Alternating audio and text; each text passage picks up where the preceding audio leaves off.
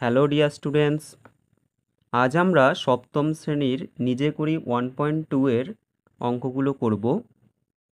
তো দেখো, এই যে অঙ্কগুলো আছে এই অঙ্কগুলো তোমাদের ঐকিক নিয়মে করতে হবে। এগুলো তোমাদের আগের ক্লাসে অর্থাৎ ক্লাস 6-এ কিন্তু ছিল।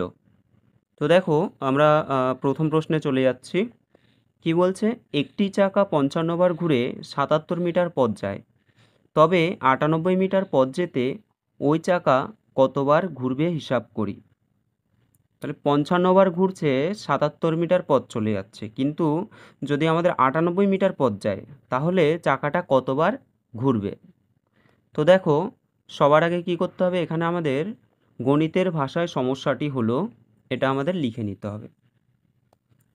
এইবার সমীকরণটা যদি আমরা সাজাই, এখানে প্রথমে আমরা লিখব অতিক্রান্ত দূরত্ব। অতিক্রান্ত দূরত্ব ব্র্যাকেটে আমরা কি লিখি? মিটার, যে কত মিটার পথ অতিক্রম করলো।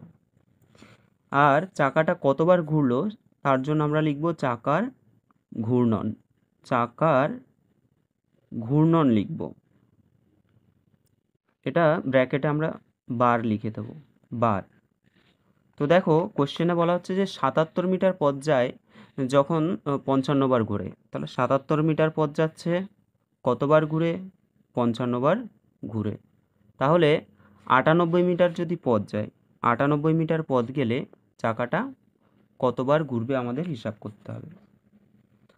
তো দেখো, এই যে অতিক্রান্ত দূরত্ব আর চাকার ঘূর্ণনের মধ্যে সম্পর্কটা কি হবে? যে সরল সম্পর্ক হবে না ব্যস্ত সম্পর্ক হবে? তো দেখো, অতিক্রান্ত দূরত্ব যদি বেশি হয় তাহলে কি হবে? চাকাটা বেশিবার ঘুরবে। চাকাটা যত বেশিবার ঘুরবে তত সে বেশি দূরত্ব অতিক্রম করবে। আবার চাকাটা যদি কম দূরত্ব অতিক্রম করে অর্থাৎ সেই চাকাটা কমবার ঘুরবে। তার মানে এটা হয়ে যাবে সরল সম্পর্ক। তো দেখো, কি লিখবো আমরা? অতিক্রান্ত দূরত্ব ও চাকার ঘূর্ণনের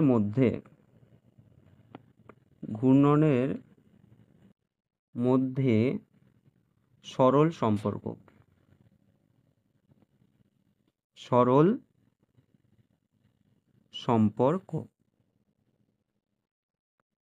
কেন সরল সম্পর্ক? কারণ বেশি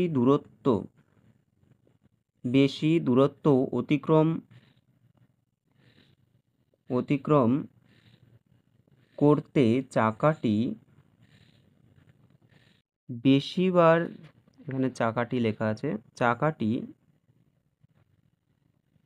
বেশিবার ঘুরবে। ঠিক আছে, তাহলে ভগ্নাংশটা কি হবে? ভগ্নাংশটি হবে, দেখো, যখন আমাদের সরল সম্পর্ক বলবে তখন কি হয়, এই যে এখানে আমরা 77 লিখেছি আর এখানে লিখেছি 98। সরল সম্পর্ক হলে কি হয়, এটা উল্টে যায়, অর্থাৎ 98টা উপরে হবে এবং 77টা নিচে হবে, অর্থাৎ ভগ্নাংশটা হবে 98/77। এটা হলো সরল সম্পর্কের ক্ষেত্রে হয়। আর যদি ব্যস্ত সম্পর্ক বলতো তাহলে আমাদের উপরে 77 হতো, নিচে হতো 98। ঠিক আছে, তাহলে সরল সম্পর্ক যেহেতু 98 উপরে আর হলো 77 নিচে। তারপর আমরা যদি বের করি যে চাকার ঘূর্ণন, তাই তো, সুতরাং নির্ণেয় চাকার ঘূর্ণন। চাকার ঘূর্ণন কত হবে?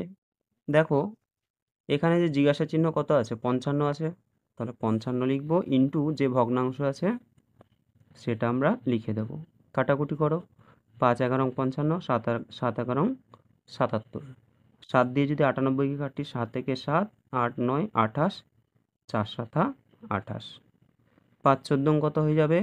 70। তাহলে চাকার ঘূর্ণন হয়ে যাবে 70 বার। 70 বার। তাহলে আমরা অ্যান্সার কি লিখব? অ্যান্সার লিখব, ওই চাকাটি কতবার ঘোরে? ওই চাকাটি 70 বার ঘুরবে। 70 বার ঘুরবে। ঠিক আছে, পরের প্রশ্নে যাচ্ছি আমরা। Question number 2। দেখো কি বলছে, বলছে যে দীপ্তার্ক প্রত্যেক সপ্তাহে একদিন সাঁতার কাটে। তো প্রত্যেক সপ্তাহে মানে হলো 7 দিনের মধ্যে সে একদিন সাঁতার কাটে। তো 364 দিনে সে মোট কতবার সাঁতার শিখতে যায় হিসাব করি। তাহলে কি বলছে এখানে যে এক সপ্তাহে একদিন অর্থাৎ 7 দিনের মধ্যে একদিন সাঁতার কাটে। তাহলে 364 দিনের মধ্যে কতদিন সে সাঁতার কাটে? একই রকমভাবে আমরা করব। প্রথমে লিখব গণিতের ভাষায় সমস্যাটি হলো। গণিতের ভাষায় সমস্যাটি হলো। প্রথমে হলো মোট সময় ব্র্যাকেটে দিন। আর সাঁতার কাটে ব্র্যাকেটে দিন। তো দেখো এক সপ্তাহ অর্থাৎ 7 দিনের মধ্যে সাঁতার কাটে কত দিন? একদিন। তাহলে 364 দিনের মধ্যে সে কতদিন সাঁতার কাটবে আমাদের বের করতে হবে। তো সম্পর্কটা আমরা কি পাবো? দেখো 7 দিনের মধ্যে যদি একদিন হয় তাহলে 364 দিনের মধ্যে আরও বেশি দিন হবে। অর্থাৎ দেখো 7 থেকে এই সংখ্যাটা বেশি হলো, আর এখানে সাঁতারের দিন সংখ্যাও কিন্তু বেড়ে যাবে। তাহলে এটাও বাড়ছে আবার এটাও বাড়ছে, অর্থাৎ এদের মধ্যে কি সম্পর্ক হবে? এদের মধ্যে সম্পর্ক হবে সরল সম্পর্ক। তো লেখো এখানে যে মোট সময় ও সাঁতার কাটার মধ্যে সরল সম্পর্ক হবে। কি হবে? সরল সম্পর্ক হবে। অর্থাৎ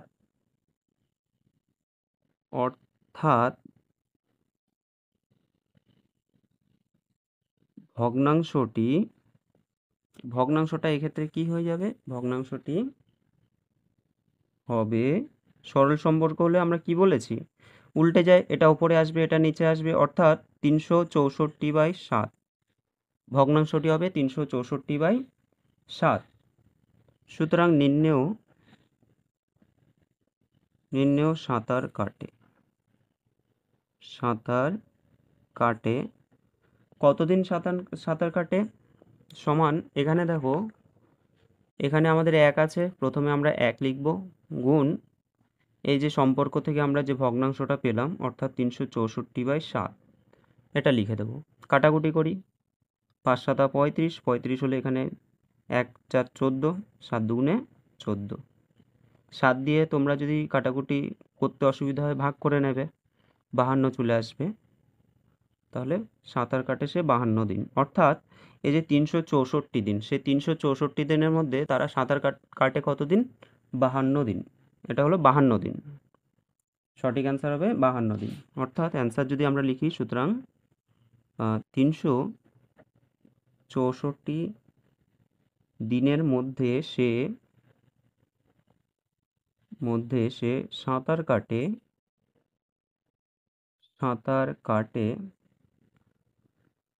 52 দিন। 52 দিন। পরের প্রশ্নে যাই আমরা। দেখো কোয়েশ্চেন নাম্বার 3 কি বলছে? কবিতার 120টি কাগজের প্রয়োজন। প্রত্যেক দিস্তায় 24টি কাগজ থাকে। কবিতা কত দিস্তা কাগজ কিনবে হিসাব করি। তাহলে এটাও আমরা ত্রৈরাশিক পদ্ধতিতে করতেই পারি। 120টি কাগজের প্রয়োজন, কিন্তু এক দিস্তা অর্থাৎ প্রত্যেক দিস্তায় 24টি কাগজ থাকে। তাহলে 24টি কাগজ থাকে এক দিস্তায়, 120টি কাগজ থাকে কত দিস্তায় সেটা আমাদের বের করতে হবে। করে দিচ্ছি আমি। কোয়েশ্চেন নাম্বার 3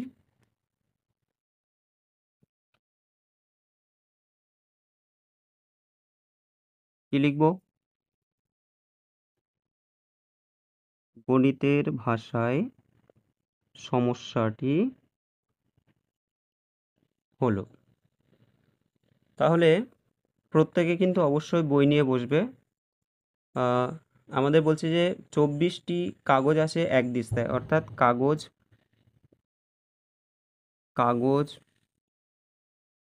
গ হবে বর্গাকার যোগ, কাগজ সংখ্যা। কাগজ সংখ্যা আমরা ব্র্যাকেটে টি লিখে দেব। ঠিক আছে, কাগজ সংখ্যা ব্র্যাকেটে লিখব টি, আর দিস্তা এই সাইডে লিখব দিস্তা, দিস্তা সংখ্যা। ঠিক আছে, এবার দেখো প্রশ্নে আমাদের বলেছে কি, প্রশ্নে বলেছে যে এই প্রত্যেক দিস্তায় 24টি করে কাগজ থাকে, তাই না? প্রত্যেক দিস্তায় 24টি কাগজ আছে, তাহলে 120টি কাগজের প্রয়োজন যদি হয়, সেখানে কত দিস্তার কাগজ থাকবে? তাহলে কাগজ সংখ্যা আমাদের 24টি, 24টি, যেখানে দিস্তা সংখ্যা হলো 1 দিস্তা। কাগজ সংখ্যা যদি 120টি হয়, তাহলে সেটা কত দিস্তা হবে? তো এখানেও যদি আমরা সম্পর্ক দেখি, কাগজ সংখ্যা ও দিস্তা সংখ্যার মধ্যে কি সম্পর্ক? সরল সম্পর্ক। কারণ কি? কারণ দেখো কাগজ সংখ্যা যত বেশি হবে, 24টাতে যদি 1 দিস্তা হয়, 120টা কাগজে কত দিস্তা হবে? আরও বেশি দিস্তা হবে। ঠিক আছে, এটা আরও 1-এর থেকে বেশি মান আসবে, আবার এখানে 24 থেকে এটা বেশি, তাহলে এটাও বাড়ছে এটাও বাড়ছে। দুদিকে যদি বাড়ে তাহলে সরল সম্পর্ক, দুদিকে কমলেও সরল সম্পর্ক। কিন্তু যদি একটা বাড়ে একটা কমে, তখন আমাদের ব্যস্ত সম্পর্ক হয়। এবার দেখো তাহলে ভগ্নাংশটি হবে, ভগ্নাংশটি হবে কি হবে? সরল সম্পর্ক হলে আমাদের কি হয়? উল্টে যায়, অর্থাৎ ওপরে হবে 120, নিচে হবে 24। সুতরাং সুতরাং নির্ণেয় দিস্তা সংখ্যা, নির্ণেয় দিস্তা সংখ্যা সমান 1 গুণ 120/24। কাটাকুটি করি আমরা, 4 দিয়ে যদি কাটি 4 × 6 = 24, 3 × 4 = 12, 6 দিয়ে 5 × 6 = 30, অর্থাৎ 5 দিস্তা হবে, দিস্তা সংখ্যা হবে 5। ঠিক আছে, তাহলে কবিতা কত দিস্তা কত দিস্তা কাগজ কিনবে হিসাব করি। সুতরাং কবিতা 5 দিস্তা কাগজ কিনবে, কাগজ কিনবে। ঠিক আছে, পরের প্রশ্নে আমরা যাই। পরের প্রশ্ন দেখো, কোয়েশ্চেন নাম্বার 4, বলা হচ্ছে যে 1 ডজন ডিমের দাম 48 টাকা হলে 32টি ডিমের দাম কত হবে হিসাব করে দেখি। 1 ডজন মানে কত? 1 ডজন মানে হলো 12টি ডিম। 1 ডজন ডিমের দাম 48 টাকা, অর্থাৎ 12টা ডিমের দাম হলো 48 টাকা, তাহলে 32টা ডিমের দাম কত হবে হিসাব করি। তো দেখো এটা আমাদের 4 নাম্বার প্রশ্ন। প্রথমে লিখে নেব গণিতের ভাষায় সমস্যাটি হলো, গণিতের ভাষায় সমস্যাটি হলো।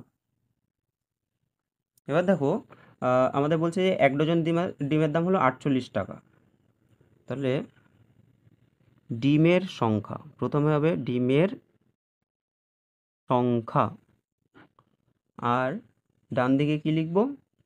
ডিমের দাম, ডিমের দাম। তাহলে ডিমের সংখ্যা কত আছে?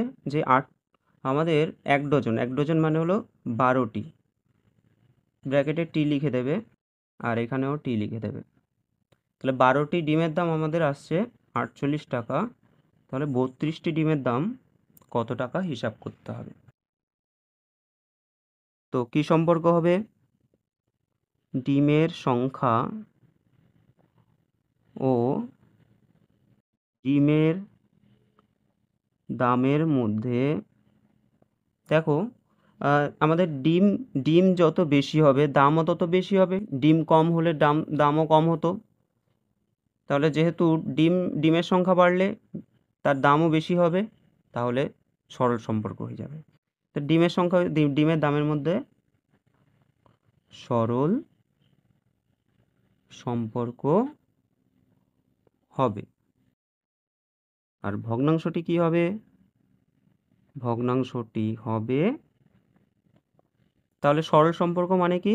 আমাদের দেখো 32 ওপরে চলে যাবে আর 12টা নিচে চলে আসবে, ঠিক আছে?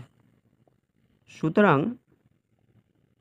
নির্ণেয় ডিমের দাম, নির্ণেয় ডিমের দাম, এখানে দেখো 48 আছে, তাহলে 48 লিখব, গুণ 32/12। আমরা 12-র নামটা জানি, 4 কত হয়? 48, 4 হলো, এবার এটা গুণ করলে 4 দুগুণে 8 হবে, 3 4-ই 12, অর্থাৎ 128 টাকা হয়ে যাবে। ডিমের দাম হয়ে যাবে 128 টাকা। পরের প্রশ্ন দেখি। আচ্ছা, এটা যদি অ্যান্সার লিখি, 32টি ডিমের দাম কত হবে? তো তোমরা লিখে দেবে যে 32টি ডিমের দাম হবে 128 টাকা। ব্যাস, কমপ্লিট হয়ে গেল। পরের প্রশ্ন, কোয়েশ্চেন নাম্বার 5 কি বলছে দেখি। বলা হচ্ছে যে প্রতিদিন 5 ঘন্টা করে কাজ করলে 30 দিনে একটি কাজ শেষ করা যায়। প্রতিদিন 6 ঘন্টা করে কাজ করলে কত দিনে সেই কাজ শেষ করা যাবে? তাহলে ডেলি যদি 5 ঘন্টা করে কাজ করে তাহলে 30 দিনে কাজটা শেষ হচ্ছে। প্রতিদিন যদি 6 ঘন্টা করে কাজ করে তাহলে সেই কাজটা কত দিনে শেষ হবে বের করতে হবে। তো দেখো আমরা কত নাম্বার, এটা 5 নাম্বার। প্রথমে লিখব গণিতের ভাষায় সমস্যাটি হলো, গণিতের ভাষায় সমস্যাটি হলো। তো দেখো প্রতিদিন কত ঘন্টা, 5 ঘন্টা করে কাজ করলে 30 দিনে কাজটি শেষ করে, তাই তো? তাহলে এক্ষেত্রে আমাদের দুটোই সময় চলে আসছে, যে প্রতিদিন এক্ষেত্রে দেখো এটাও সময়, এটাও কিন্তু সময়, কিন্তু আমরা এইভাবে লিখব না। 5 ঘন্টা করে কাজ করে 30 দিনে কাজ করে, এটাকে আমরা দিন সংখ্যা করে দিই, এটাকে হলো দিন সংখ্যা।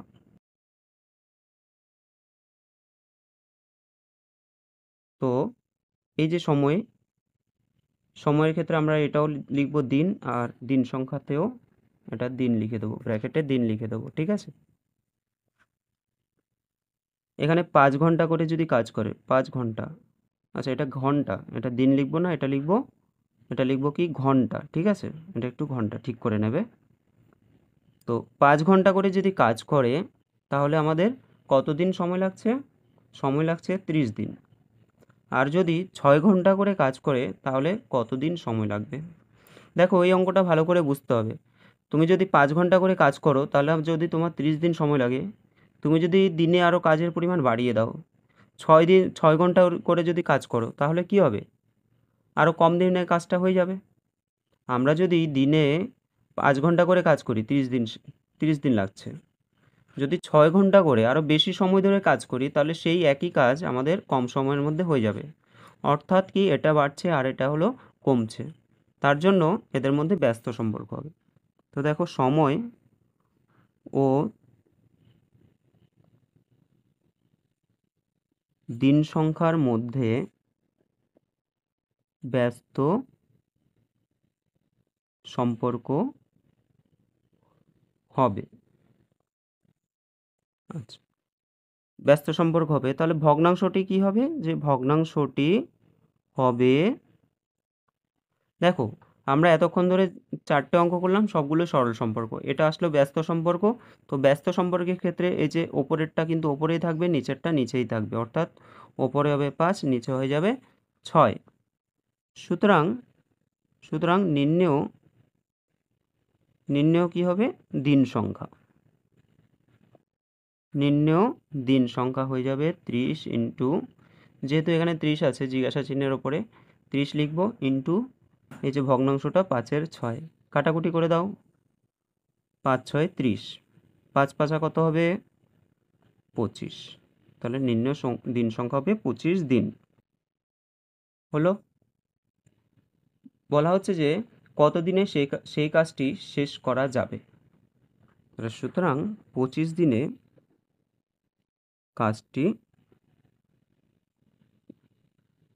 কাজটি শেষ করা যাবে। তো আমরা আমরা দেখো এখানে 1 থেকে 5 অবধি করলাম। পরের ভিডিওতে আমরা 6 থেকে 10 পর্যন্ত কমপ্লিট করব। তো আজকের জন্য এইটুকুনি। সকলকে ধন্যবাদ।